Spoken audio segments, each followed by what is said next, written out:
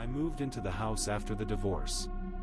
It was a fixer-upper, tucked into the pines at the edge of Black Hollow, a forgotten mining town that barely made the map. The place was quiet, too quiet, and that was exactly what I wanted.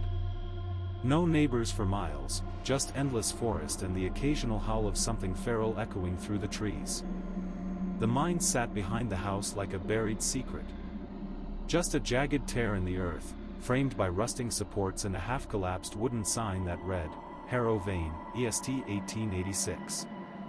Nobody had worked it in a century, and from what I could tell, most folks pretended it didn't exist.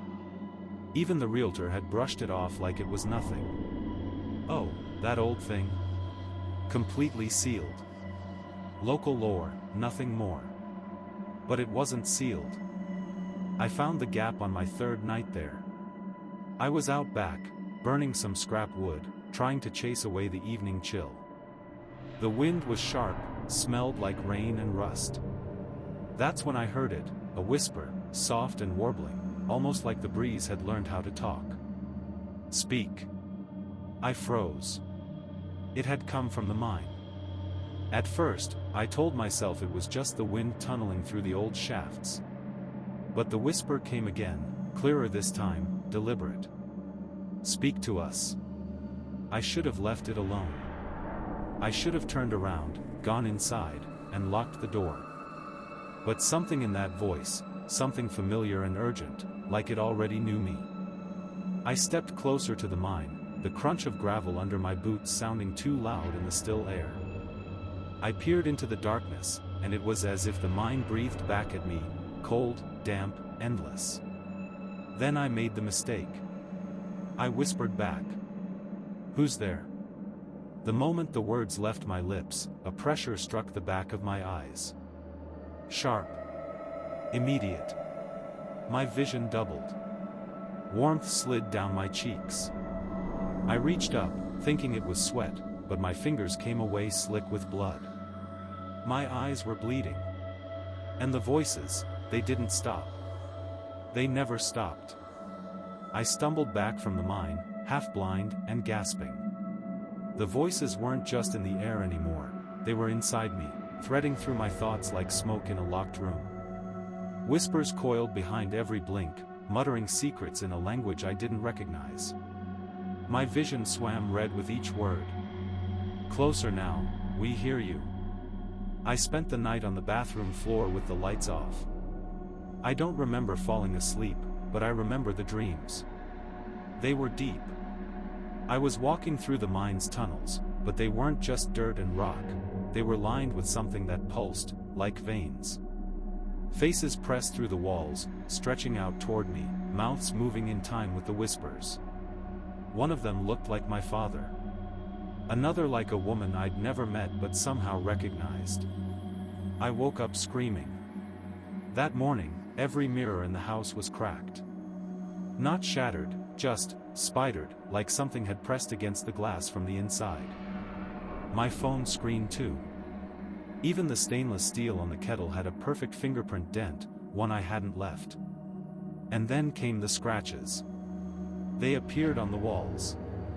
Tiny gouges in the plaster, always in groups of 3. At first, they clustered near the back door, the one that faced the mine. But by noon, they were in the hallway.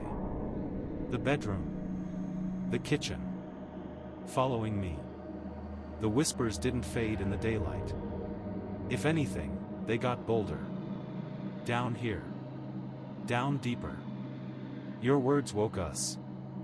I tried calling for help, but my phone just buzzed with static. When I held it to my ear, the whispers were in the line, chanting in time with the pulse in my temples. I tossed it across the room. It landed face down. And then rang. I let it ring 5 times before I picked it up. There was no caller ID. Just silence on the other end, until I heard it. My voice. Whispering back to me. I didn't remember saying the words, but there they were, my voice, whispering things I didn't understand. They came before you. They're beneath us still. Their mouths never closed. My hand was shaking so badly I almost dropped the phone. I threw it again, harder this time. It didn't make a sound when it hit the wall. Just slid down like something was cradling it. I didn't go outside that day. Couldn't. Every window showed something slightly off. Like the trees were leaning in closer. Like the mine in the backyard had grown somehow, wider, darker. The kind of dark that looked hungry. At dusk, the lights started to flicker. Not all at once, just slowly, one by one. Every bulb dimmed like it was being strangled. And then, in the hallway near the coat closet, the bulb burst.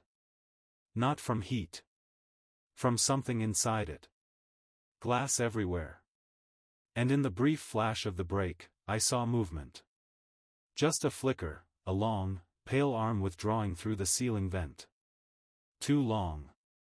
Joints all wrong. The closet door creaked open behind me. I didn't look. I couldn't. I just ran to the living room and slammed the door behind me. I shoved the couch against it like that would stop whatever was in there. I stayed awake the entire night. The whispers were louder now, constant and overlapping. Male voices. Female voices. A child's giggle. Sometimes I could almost understand them. Speak again, unlock the path, let us through. At 3:33 a.m., every clock in the house reset. I hadn't set them that way. I sat in the center of the living room with all the lights on, surrounded by salt and candles. Not because I believed it would help, but because I didn't know what else to do. And then, out of the silence, I heard the front door knob turn. The knob turned once. Then again. Slow. Testing. I didn't move.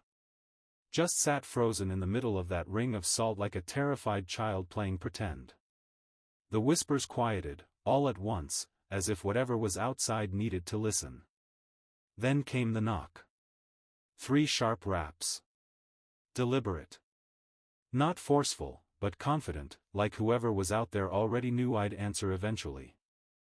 I held my breath. Another knock. This time softer. And then a voice. But it wasn't the whispers this time. It was me. My voice.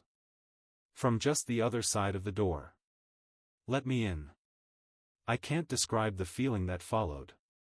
It was like my bones were trying to leave my body. My lungs refused to work right. Because I knew that voice. I'd heard it on voicemails, old videos. It was mine. But wrong, flat, cold, like someone had practiced saying my words without understanding them. I didn't answer. The door creaked slightly, as if under pressure. And then it spoke again, quieter. Sadder. Please. I'm so cold. That's when the salt line broke. Not from me. Not from any movement. It just scattered. As if something had walked through it without caring. One by one, the candles hissed out. The lights overhead died in a blink.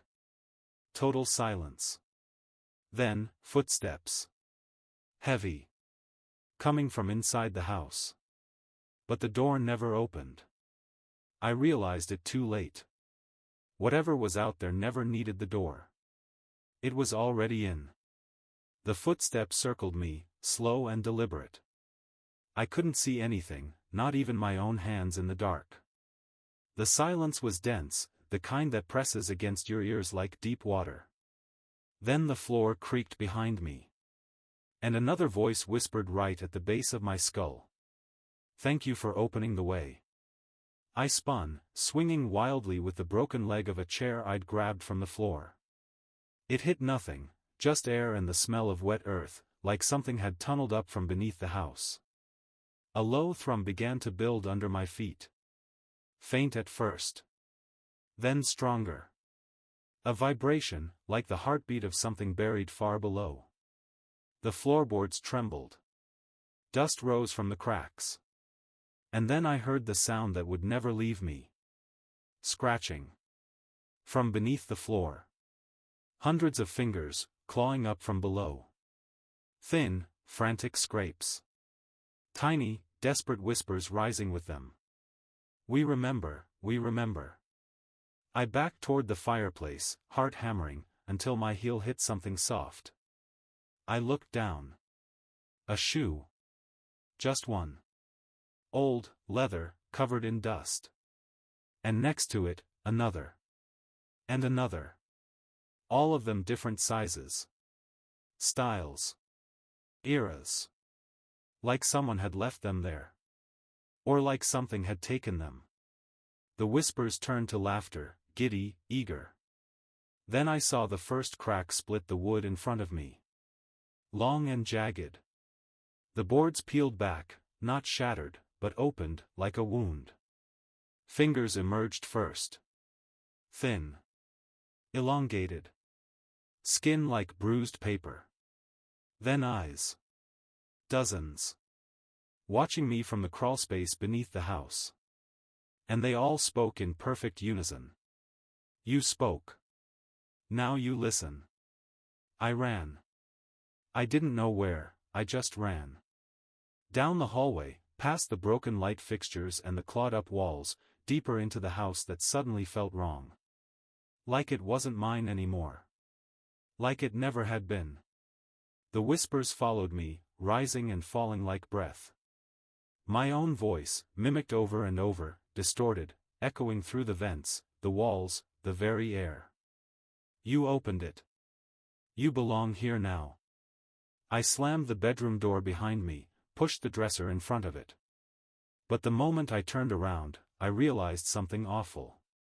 The window was gone. Not broken. Just gone. Wall where glass should have been, as if the house was stitching itself closed behind me. The mirror in the corner flickered. Not from light, there was no light, but something pulsed in it, like a heartbeat behind glass. I tried not to look. Tried. But the moment I did, I saw them. The watchers. Rows of faces stacked behind my reflection, staring. Unmoving. No mouths. No eyes. Just smooth flesh where features should have been. And still, I could feel them seeing me. Drinking in every movement. I screamed. The mirror cracked. Not from the sound, but like it had cracked in sympathy. And from somewhere in the walls, the mind whispered. You heard us once. Speak again. Let us through. Something brushed my ankle. I looked down. A child's hand was reaching from under the bed. Pale. Dirt-caked. Fingers twitching slightly like it was dreaming with its body. Then the voice. Help us. And for the first time, it didn't sound threatening. I didn't move. The hand under the bed trembled, then curled into a fist. I knelt, slowly, and reached out. Help us. The voice wasn't in my head anymore. It was in the walls. Surrounding me. Layered, one voice, then 5, then hundreds, all whispering over each other, desperate and frayed. When my fingers brushed the hand beneath the bed, it jerked violently and disappeared. Not yanked away, sucked downward. Into the floor. Then the boards began to groan. One by one, the floorboards curled up like dead leaves in winter, revealing nothing beneath them. No dirt. No crawl space. Just blackness. Deep and wet sounding. And from that dark came a sound I will never forget. A long, gurgling breath. Followed by a slow, wet chewing. Something was feeding beneath the house. And it knew I was listening. Suddenly, the mirror behind me shattered inward, not outward, like something had fallen into it from the other side. I turned just in time to see the last sliver of reflection vanish into darkness. I grabbed the dresser and shoved it away from the door. The house was changing. The hallway was longer than before. Too long. The walls now pulsed with veins, actual veins, embedded just under the wallpaper, throbbing with each beat of the house's borrowed heart. I ran. The walls whispered furiously as I passed. You spoke the old words. You bled at the gate. You're open now. I didn't know where I was going until I hit the back door. It was wide open. And the mine was glowing. I should have run the other way. Into the woods. Into the river. Anywhere but toward that old black mouth in the earth. But the light, it wasn't natural. It pulsed, faintly bluish, like something alive was waiting below. And worse, the whispers had stopped. The silence was worse than the voices. I stepped outside. The ground was soft under my feet, like walking on soaked moss. The trees around the house had leaned in, noticeably. Their trunks twisted like they were bending to listen. The mine's entrance had changed. The wooden supports that once held it up were now gone, replaced by arching stone ribs that looked too smooth, too grown to be carved. And carved into the soil at the mouth of the mine was a perfect circle, fresh, as if dug by hands. Or fingers. A single whisper returned. It came from inside me this time.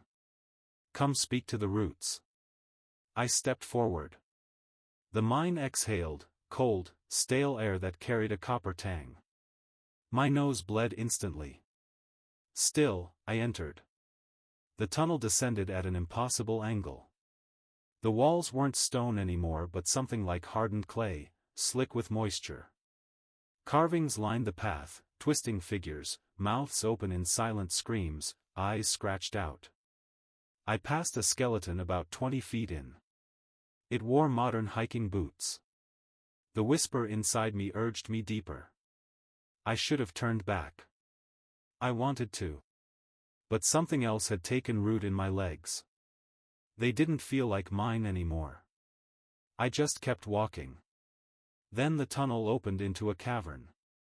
And what I saw made my breath freeze mid-inhale. There were people down there.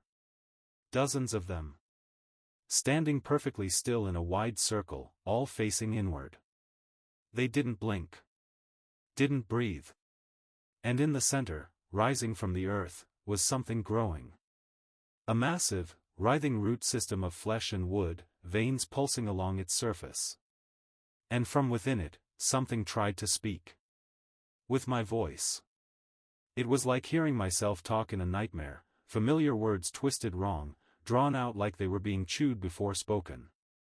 The root thing pulsed, and I felt it inside my chest. A vibration that pulled on my lungs, my teeth, my memories. My knees buckled. The people in the circle turned in perfect unison. And they smiled. Wide, empty grins. Their faces were smeared with soil, their eyes rolled back.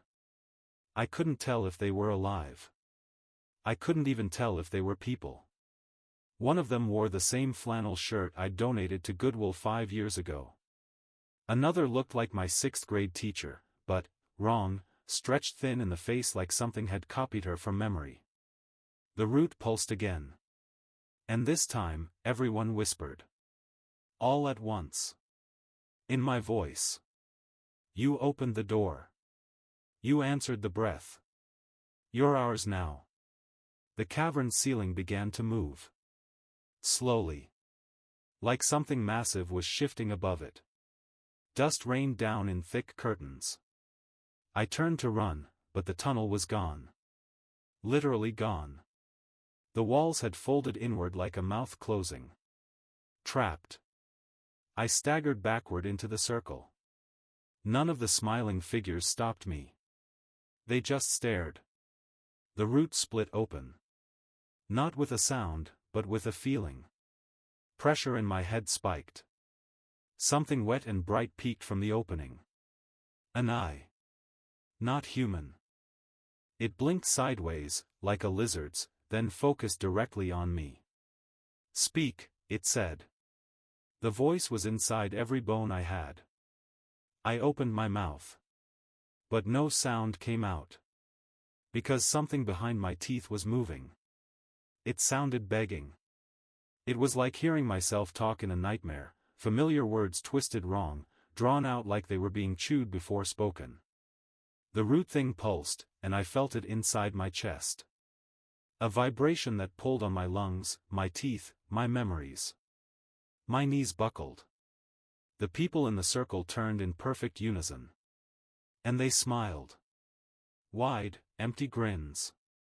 Their faces were smeared with soil, their eyes rolled back. I couldn't tell if they were alive. I couldn't even tell if they were people. One of them wore the same flannel shirt I'd donated to Goodwill 5 years ago. Another looked like my 6th grade teacher, but, wrong, stretched thin in the face like something had copied her from memory. The root pulsed again. And this time, everyone whispered. All at once. In my voice. You opened the door. You answered the breath. You're ours now. The cavern ceiling began to move. Slowly. Like something massive was shifting above it. Dust rained down in thick curtains. I turned to run, but the tunnel was gone. Literally gone. The walls had folded inward like a mouth closing. Trapped. I staggered backward into the circle. None of the smiling figures stopped me. They just stared. The root split open. Not with a sound, but with a feeling. Pressure in my head spiked. Something wet and bright peeked from the opening. An eye. Not human. It blinked sideways, like a lizard's, then focused directly on me. Speak, it said. The voice was inside every bone I had. I opened my mouth. But no sound came out. Because something behind my teeth was moving. I reached into my mouth before I even knew what I was doing, just an instinct, like tearing away a spider clinging to your skin. My fingers slid past my tongue and hit something wrong. It pulsed. Something alive. I yanked. Pain flared white in my skull. My knees hit the cavern floor. Whatever I'd pulled, it wasn't coming out. It was anchored. The circle of smiling figures swayed in unison, as if breathing together. Their mouths moved, not in speech, but in anticipation. Like they were waiting to see what I would do. The eye in the root blinked again, slower this time. And then, with that same layered, monstrous voice, it said. It's already growing. The bloom has begun. I screamed. No words, just panic. Raw and ragged. From the corner of my vision, something peeled away from the cavern wall. Not climbed. Not walked. Peeled. A thin, shadowy figure, stretched like it had been flattened and pressed to the rock. It wore my face. But its eyes were missing. 2 hollow voids, leaking the same dark liquid that had bled from my eyes that first night. It smiled with my mouth. You're the root now, it said. And I understood. I hadn't heard the voices. I hadn't been haunted. I'd been planted. The whispers weren't calling from the mine. They were sprouting from inside me. My mouth filled with the taste of iron and soil. I fell to all fours, gagging, and something slid out from between my lips. Not vomit. Not blood. A tendril. Thin, root-like, wet with sap and saliva. It twitched on the cavern floor like it had nerves, like it was exploring. The crowd began to hum. Low, almost inaudible. But I felt it in my bones. The rhythm was ancient. Familiar. Like something buried in humanity long before language. I tried to speak. To scream. But my throat had closed. Because more were coming. Thin vines, wriggling from my gums, pushing against my teeth like they wanted to bloom from my skull. I clawed at my face, scraping blood down my chin, but it only made them grow faster. Let it take, the figures whispered. Let it finish. I backed away from the root, but the ground shifted, softened beneath me. I was sinking. The soil beneath my feet turned viscous, like wet clay. It grabbed my ankles, then my shins.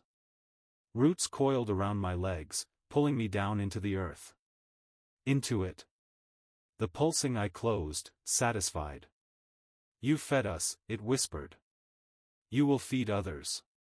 From the edge of the circle, one of the figures stepped forward. It wasn't smiling anymore. It was weeping. I spoke once too, she said. And then she opened her mouth. Inside, nothing but roots. I couldn't scream.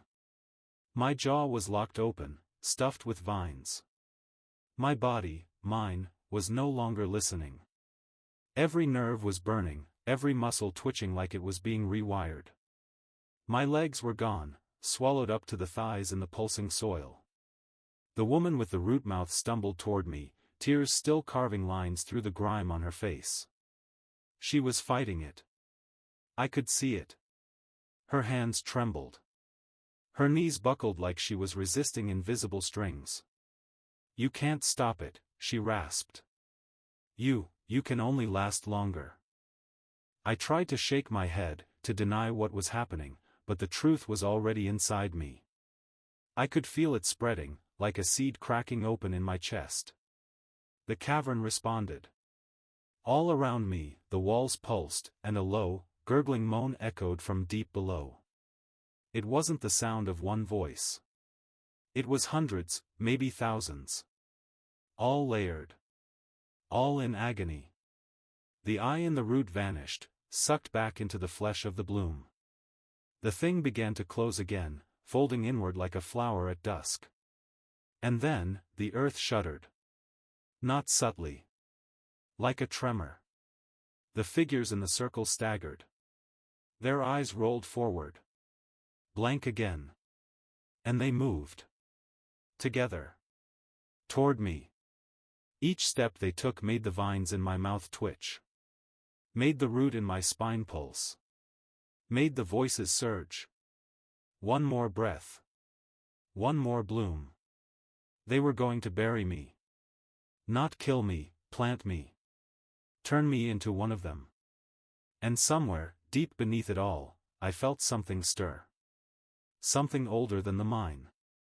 Something that had never stopped whispering. The ground split behind me. Not a crack, an opening. A fissure born from beneath, wide and jagged like the maw of something that had been silent for far too long. And from that abyss came a voice unlike the rest. It was calm.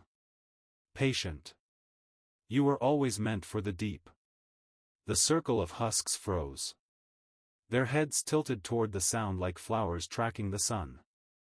And then, without a word, they began to sink, knees folding, bodies wilting into the earth like they were being reclaimed. The soil swallowed them without resistance, their hands the last things to disappear. Except for the weeping woman. She stayed.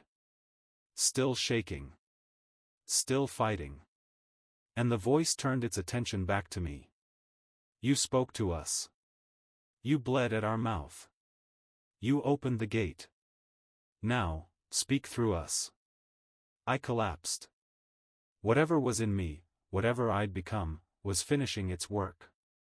My vision blurred, not from pain, but from change. My eyes weren't bleeding anymore. They were sprouting. Tiny vines curled from the corners, reaching for light that wasn't there. My breath came in wheezes, wet and unnatural, like my lungs were growing roots. And then I saw it. From the crevice, something began to rise. It wasn't shaped like anything that should move. It was limbs, but too many. Joints, but bent the wrong way. A body built from fragments, bone, bark, and buried screams. Its face was mine. No eyes. Just a mouth wide with whispers that spilled into the air like smoke. And I understood. It wasn't haunting me. It was growing me. I was becoming the voice for what lay beneath. The thing wore my face like a mask. Hollow eyes stared through me as it stepped out of the crevice, dragging itself with limbs that bent like broken branches. Its chest rose and fell, not with breath, but with whispers. I could see them, swirling inside it like smoke behind glass ribs. It didn't speak with sound. It invaded. My thoughts weren't my own anymore. I was remembering things I had never done, centuries of memory. Dying miners clawing at tunnel walls. Children buried beneath collapsed shafts. Old prayers spoken in the dark, asking for light, and getting something else. The roots in my spine locked me upright. I couldn't move. The weeping woman was the only one left. She stepped between me and the thing, arms outstretched. "Let him go," she whispered. "He didn't choose." The creature tilted its head. Then, in a moment so sudden it stole the breath from the air, she screamed. Roots burst from her eyes. Her mouth. Her fingertips. She dropped to her knees, hands clenching the soil as something beneath yanked her down. Her last breath was a whisper. "Run." But I couldn't. I was growing into the floor. Roots wrapped my legs, my chest, pushing into my skin like veins. The thing stepped closer. Its face brushed mine. And in a voice that was part soil, part sorrow, it said, "You were chosen. You answered. Now you are the mouthpiece. The world will hear us again." Then it reached forward. And pressed its hand against my chest. I felt the earth breathe through me. It didn't feel like dying. It felt like becoming. My chest split open, not with blood, but with light. Pale blue and pulsing, like something ancient had cracked free inside me. I didn't scream. I couldn't. My throat was already full, not of breath, but of voices. They poured out of me. All at once. Centuries of them. Names, memories, last words, prayers whispered in collapsed tunnels, songs hummed in darkness by those waiting to die. They all flowed through me like floodwater through a broken dam. I was the mine now. The root. The whisper. The thing stepped back into the crevice, satisfied. It didn't disappear. It just melted into the earth, taking its weight and its history with it. And the cavern went still. But I didn't. I stood. No longer held by roots, grown into something that no longer needed to be bound. My mouth was still open. Still whispering. But the voices weren't asking anymore. They were telling. Commanding. I walked out of the mine, barefoot, bleeding light from my eyes. The trees leaned in to listen.